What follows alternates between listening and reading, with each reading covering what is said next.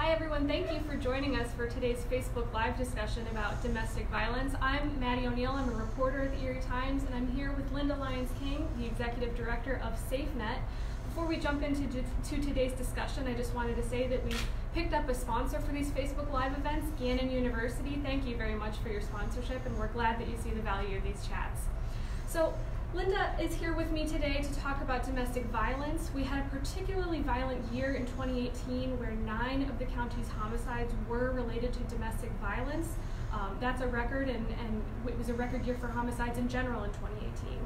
In 2019, we're doing a little better. We're doing better so far. None of the homicides reported this year, or the one homicide reported this year, was not related to domestic violence. But we wanted to look back at 2018 with Linda to discuss what can be done to prevent future domestic violence-related killings in Erie County. So, Linda, turning to you, I was hoping that first you could just talk a little bit about your organization, SafeNet, and tell us what resources it offers for victims of domestic violence. Sure, Maddie. SafeNet was started about 45 years ago, and it was one of the first shelters for women and children in the country. We do not call ourselves therapists. We are counselors and advocates. And we don't call ourselves therapists, we call ourselves a movement. So that's what's a little bit different about us. We branched off first into 2 other residential programs. Our limitations for shelter are basically 30 days.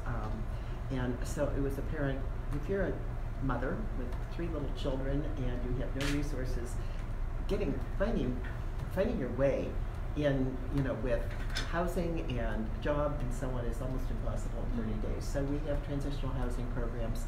We have, from the very beginning, we've had legal programs, and so we provide legal representation for persons who want protection from abuse. We also have some decision-making options counseling for women who are thinking about getting a protection order, because there are a lot of strictures that go along with it that the woman doesn't necessarily want. We serve men also, I use the word woman. We also have a legal program that works with all the things that might happen after a protection order or as a result of abuse. Custody, support, divorce. We also do some immigration work.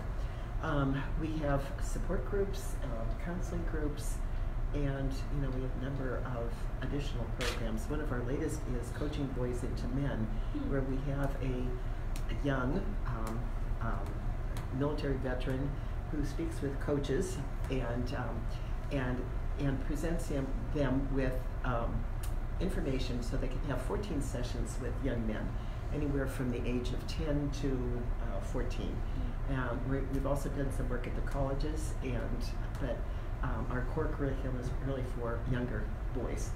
And it's, what to do if you're a bystander, what to do, it's like when people are disrespectful for women, it's like how to react and not feel as if you're being a wimp about it all. We have been working with the police in recent years. First on board was the Mill Creek Police, and then the Q unit over in housing, and now the Erie Police is on board.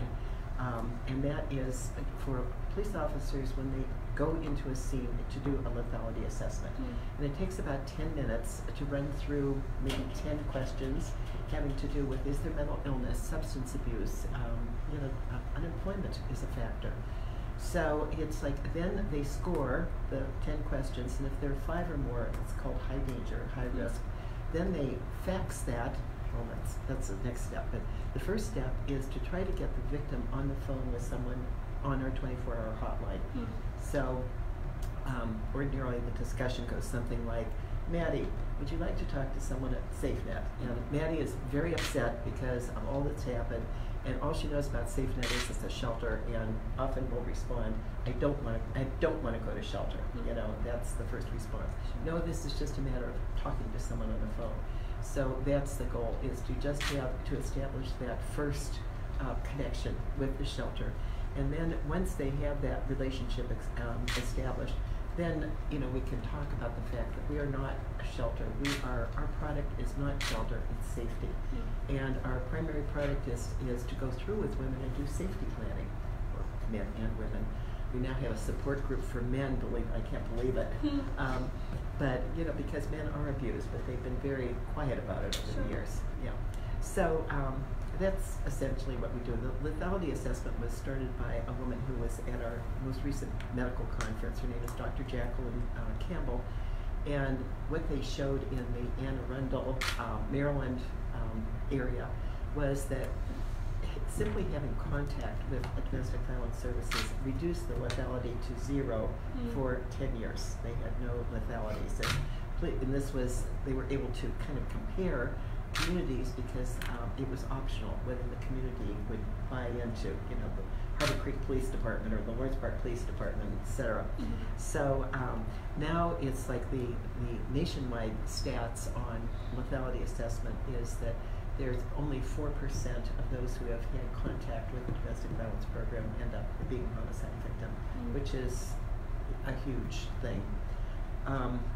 So, well, in 2018, I'm sorry to jump back to that briefly, but so in 2018, we had this spike of victims who became, or domestic violence victims who became homicide victims. Do we know at this point whether this was just something that was a temporary blip, or are you seeing in your experience a larger growth in the amount of domestic violence in the community? I think that maybe there is an increase in domestic violence. The 9 homicides plus the 1 perpetrator death are more than double the amount that we ordinarily see as domestic violence deaths. And quite frankly, the only thing I know is that none of those people were our clients, and none of them had contact with our hotline. Now, they could have called the National Domestic Violence Hotline, but we have had no contact with any of the victims. So what we know is that we don't know. And we always tell people that the police and hospitals see far more domestic violence victims than do domestic violence programs. So our goal is to have relationships with the police and with hospitals so that they can actively screen. We are on 24-hour on call to the hospitals. We do training for hospital personnel, and it's like when we first entered into this, and we were one of the first programs in the nation to work with hospitals, and that was with the cooperation of both Hammond and St. Vincent's, to try to have emergency room personnel in particular screen. And it's just asking a question of women 14 and older, do you feel safe in your home? And the resistance initially was immense because believe it or not, the medical personnel felt that it was too personal, the question. And when you consider what hospitals will ask you about your smoking habits and other habits, it's not exactly the most personal thing that they can ask. So anyhow, it's like, I always think of screening at the hospitals. They are very busy. There are times the emergency room, I'm sure, is down a little bit, but there are times when it's just crazy. And so doing the screening is difficult sometimes. And also one of the characteristics of an abuser is that he wants to keep close tabs on her. So particularly if she's going in with injuries that have resulted from physical violence, he doesn't want to let her out of his sight, and he will stay right with her. And so, and that takes some finagling and someone on the part of the nursing staff to try to get her alone, and it's not always possible. Sure. So there's difficulties to being, for the people who are on the front lines, police and people at the hospitals, for them to even be able to determine something's going on. Right, that's right. So you mentioned that in terms of last year, the spike that we had, we know that we don't know why that happened. So you've proposed something that I think we've referred to as a death review panel, to look into the deaths that occurred last year. Can you talk a little bit about how you would envision that working? Well, there are a number of communities, and there's some in Pennsylvania that have death review teams. And first of all, that no review is done until all kind of legal aspects are over. So the man that murdered 2 women in our community, the ones that were at St. Vincent's Hospital, Regis Brown. Yeah, he is in prison, so that would be eligible for death review. You talk to the perpetrator, you talk to the survivors, the family members. You look to the police to see if you can get police records, and to the hospitals to see if you can get medical records. And I've done some reading since we last talked. It's more involved. Always everything when you learn about it, it's more involved. It's more intense. And I thought, oh my heavens, if your sister was killed or your mother or whatever, it's you have to have a bit of training for a person to have the sensitivity to be able to approach that person, because they may be angry, grieving, and so on. Sure. So the point of all of it is to get to the point that you can say, okay, the daughter, for instance, I'm making this up, was a frequent flyer to the emergency room, maybe to get away from the violence that was going on. Was there a point of intervention? Was screening done? And likewise with the police. So it's defined intervention. And then also there's collateral damage. It's like that little girl that was bound, over the weekend and everything. It's like, what damage has she incurred, and what is being done with her? So it's a community reach out to see if we can make things better for victims, whether they're immediate victims, collateral victims, and to make our system stronger. Just to see if there were any gaps in the safety net that could be filled in the future. Right. Got it. So who would you foresee maybe being part of that? Is there any timeline for when the death review panel could be convened? Anything like that? Well, I think that probably as soon as possible, as after all legal business is out of the way. One of the things I also read is that those folks that interview the perpetrator, approach the person by saying, if you cooperate with this makes no difference in your sentencing or parole or whatever, so that they have a clear understanding that this is not a bargaining chip. So you can do it as soon as possible. I certainly wouldn't want to wait 5 years. I think it should be done fairly soon. Okay. And so we've also talked a little bit about the lethality assessment tool that's been in use by the Mill Creek Police and now more recently by the Erie Police. Yes. Can you talk a little bit about how they work with SafeNet in order to get people out of dangerous situations? Well, as I said previously, it's like our product is safety planning. So if we can get, first of all, break the ice and say no. It's like if you're talking to SafeNet, that doesn't mean you have to come into shelter, or you might not need it or want it or whatever, but we have a 24-hour hotline. We are, you can talk to anyone at any time, and you can use any name you choose when you call us. The only thing that we ask, so that we can have an accurate count of things, is that if you're Juliet Jones one time, that you remain Juliet the next time you call. So we can do safety planning on the phone. It's like you can come in and see a counselor. Some people join a support group, and we have wonderful success. I always call them my love letters. I don't do the counseling, but we've got some wonderful counselors, and they'll say how much, that you saved my life, you gave me my life back. One of the things I think that people who begin to understand domestic violence realize that physical violence is part of it, but the main thing is control. And the main thing is that you become almost like a prisoner in your own home. Your actions are monitored. Your decisions are second judged. All these things go on. So pretty soon you feel kind of like a shell of yourself. So it's like and certainly domestic violence is not violence all the time. It's secular, but the control issues tend to go on for a long time. What is some advice that you have for someone who's in that situation now, or maybe a family member who wants to help someone who's a victim of domestic violence? What are some of the things they can do? Well, when we started working with the hospitals, the wonderful nurses in the emergency room, would report some of the really difficult cases, and they'd say, and I told her, you need to get out of there or you're going to be killed. This is precisely like what you don't say, because you've probably heard about the prisoner of war syndrome. I can't think of the exact word. Stockholm syndrome? Thank you, yeah. Thanks. Sure.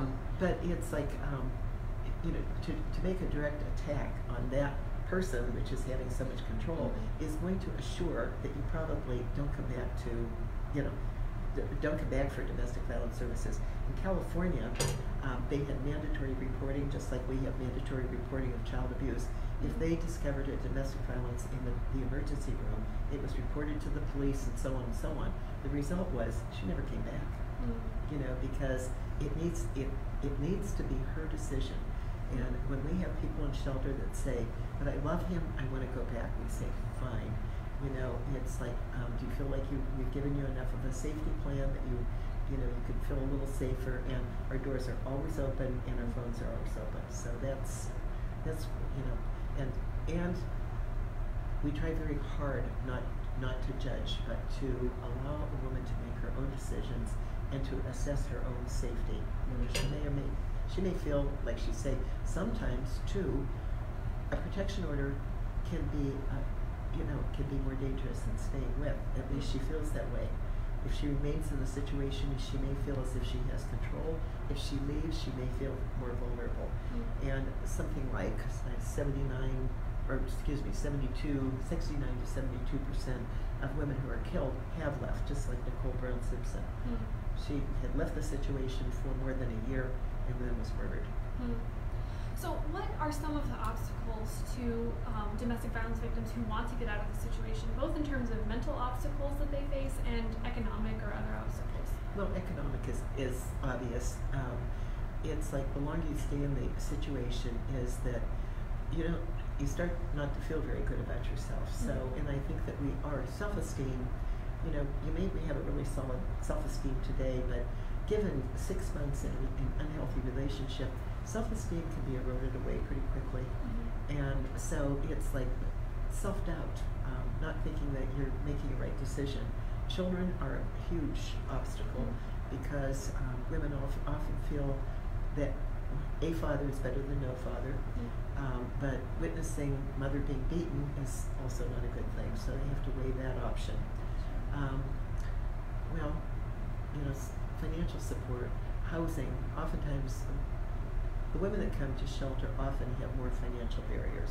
They're the women that have not been working, who don't have a credit card, so they're much more vulnerable, and they find themselves in shelter and they have to find housing and maybe a source of income.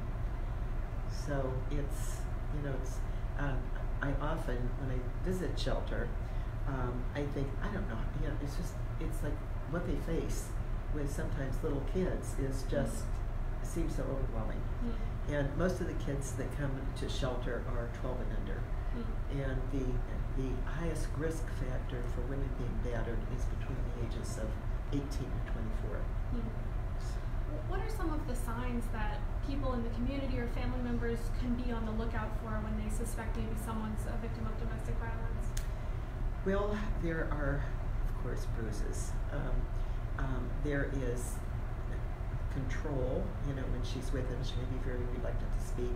But one of the things, I always say this is the last thing I learned about domestic violence, is that social isolation is the universal that goes on, is that I'm not going to go to your parents' house on Christmas because I don't like them. They really bore me, or they really whatever.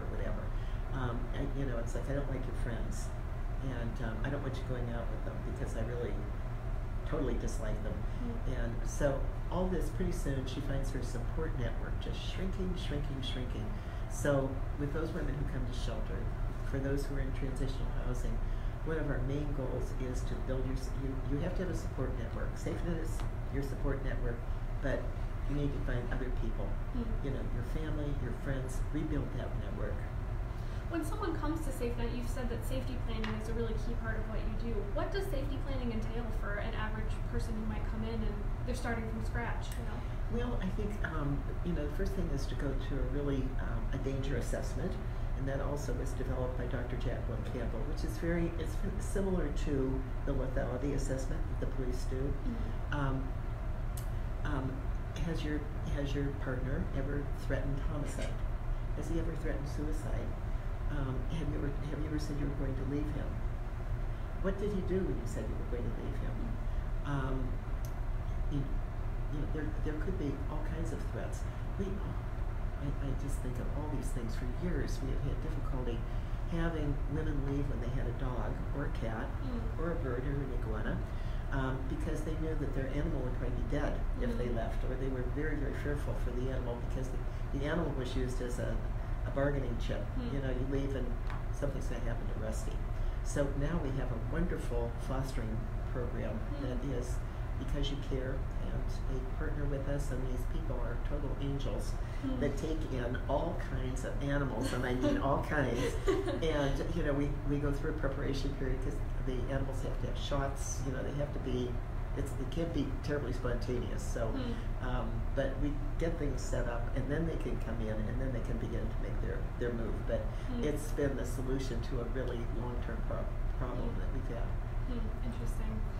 So one thing that I wanted to also ask about was there was recently an announcement that Safe Journey of Union City is implementing a new program called Purple One, where they can they offer free trainings to members of the community, businesses, things like that. And after they receive that training, the community members will receive a purple dot that they can put up on a business or other location, a church, to indicate that they're sort of a safe space for someone who's a victim of domestic violence, that they can offer a referral into services. So I guess what are your thoughts on a program like that, and do you see something like that working on maybe on a more urban area like Erie? Well, it certainly is. It was wonderful for Corey and for Union City. I don't know, if how it would work. It's like I think you'd almost have to approach it on a neighborhood basis, or I don't exactly see how it would work. Communities like Northeast, Lawrence Park, perhaps Wesleyville, I could see, because there's more of a sense that they have a school that is the center, they have a police department. Harbor Creek doesn't, they use the state police. But I think it almost has to be a community thing, but maybe not. Maybe it could be a neighborhood business. And what do you think are the benefits of having sort of a community awareness of domestic violence so that people can be on the lookout? I think it's wonderful. And it's also, I'm sure that it would be wonderful for victims, particularly young victims, to say that's there. And how about children? Children are the collateral damage, and then we know violence is a learned behavior, so you have a much greater chance of being a victim of domestic violence or an abuser if that's the way you grew up. So it's, I think it could have very wonderful long-term generational effects. So coming out of this very violent year that we had, what would you like to see moving forward? We've spoken about the death review panel, but what else would you like to see in terms of resources or other offerings for victims? Well, the best everything has to do with prevention, and the best prevention has to do with not high school students. Keep going down, down, down.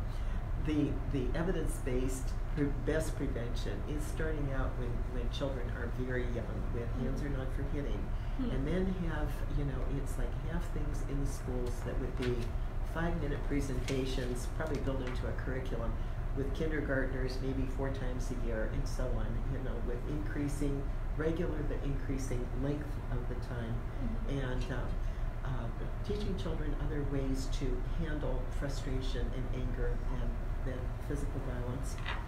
We have some wonderful stuff that we do with kids that get high praises from the mothers. No? Oh no, go ahead. Right. Sorry. That's okay. The Okay. volume. Could you guys speak up a little bit more sure. so if we had a commenter say? Okay.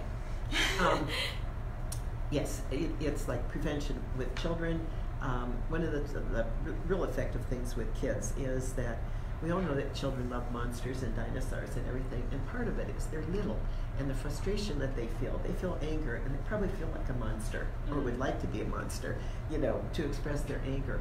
But we teach a lot about emotions and teach kids that it's like they're like a river that is passing through you. They are not you. The fact that you're angry about what you may be witnessing or you're frustrated is not you. That's not you. This is an emotion.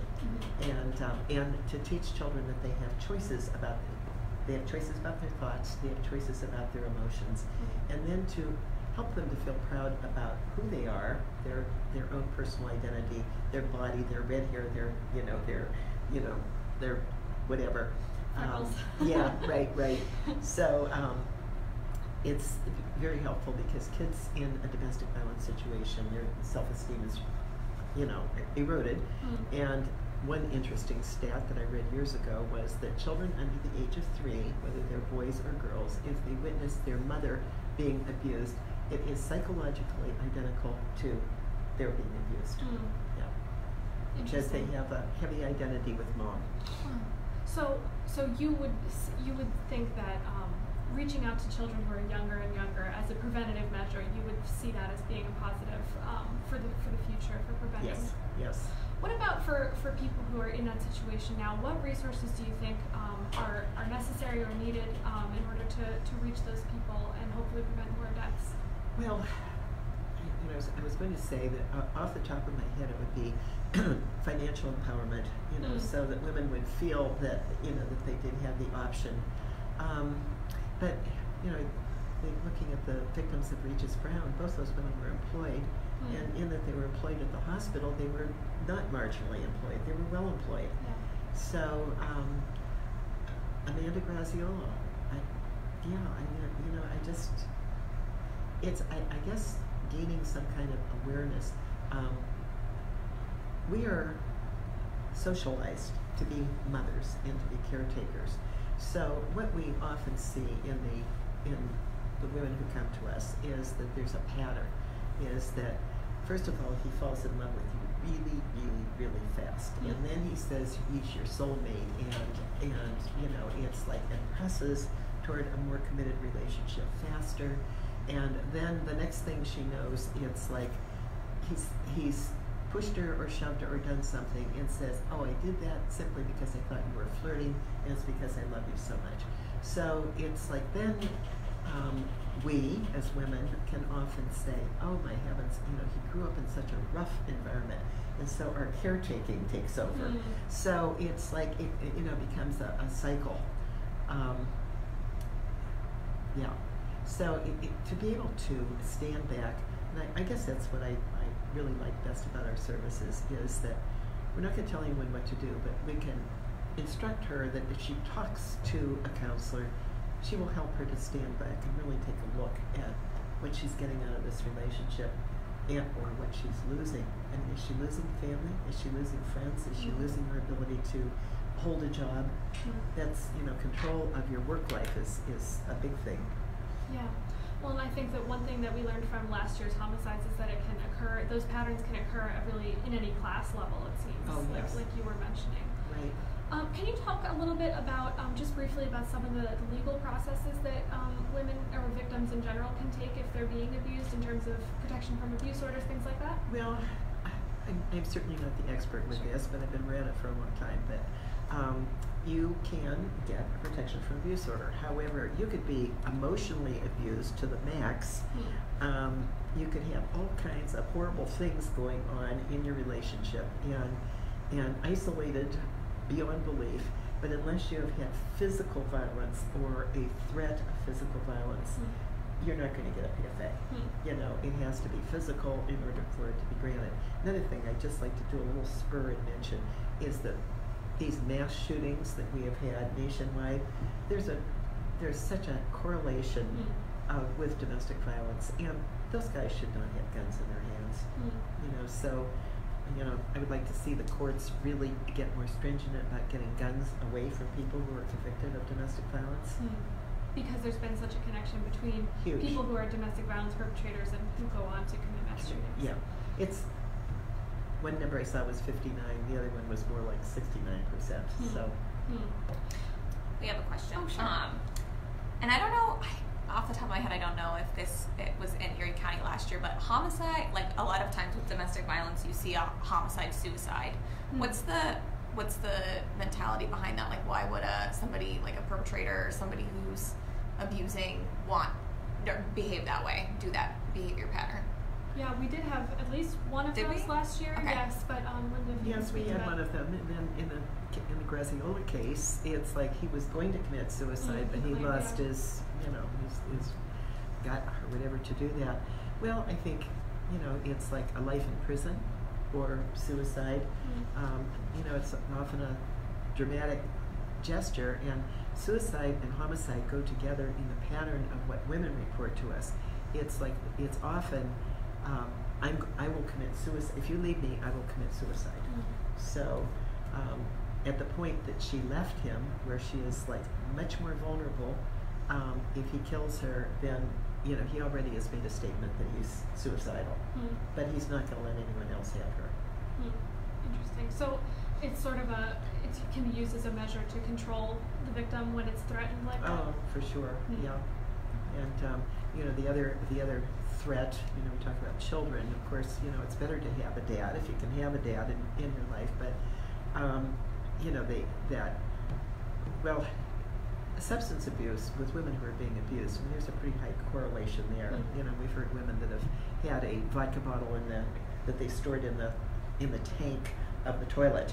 You know, but you know, they're secret drinking, but the the abuser will often say, if you leave me, I will take the children because I will prove what a bad mother you are. And, you know, remember the time that you know, really lost your temper and whacked Johnny, and so on. So, or women often, it's like in the course of being abused, they'll, it's my fault. I must be doing, I've done everything. What can I do? Well, I'm going to go see a psychologist because and find out, you know, I know I push his buttons, that what he said. I'm unaware of it. So then that becomes a weapon. You know, it's like, you're mentally ill. I'll take your children, or our children. You know, you'll never see your kids again. The fact is that unless he has a girlfriend, a sister, or a mother who cooperates, the chances that they're taking the children are minimal. Because they don't want to take care of the kids. And just to jump back to the question, would you say that these incidents where violence breaks out, are they generally more like heat of the moment, passion, in terms of like there's an argument going on, it's sort of quick in that sense? Well, when you're talking about homicide, no, I think it's probably not that. You know, I think it's like O.J. Simpson, where you know there was a degree of planning that went into that. Yes, it can be heat of the moment. I think the one where there was the male victim, Wendy Thomas. Wendy Thomas. Yes, it's like that appears on the surface of it, and I don't know much. It appears on the surface of it to be more classically domestic violence than the others, because there's a history of her substance abuse. There's it looks as if it is more classically domestic violence, and I think there were drugs involved, and it does appear there was a heat of the moment going on. But oftentimes it's not. It's like she's escaping him, she's leaving, she's he's feeling out of control. So that's more the motivator. Is there any other questions? Nope. You can wrap it up. I guess just to wrap it up, Linda, what would be your message to anyone who's currently a victim of domestic violence? Just call our hotline. 464-5694. No. Can you delete that? Yes. We'll take that out. No, can you delete that, please? That's right. That's my cell phone number. So ignore that. Okay. That's okay. We can post it in the comments. Yeah, just call and just ask. Do you think I'm being abused? Is this an abusive relationship? Because I think that denial is a wonderful friend to all of us. We can all deny all kinds of things, and I think when you're in an abusive relationship, sometimes it really masquerades. And yeah. Okay. Thank you so much, Linda. I appreciate it. Thank you very much to our sponsor, Gannon University. You did it.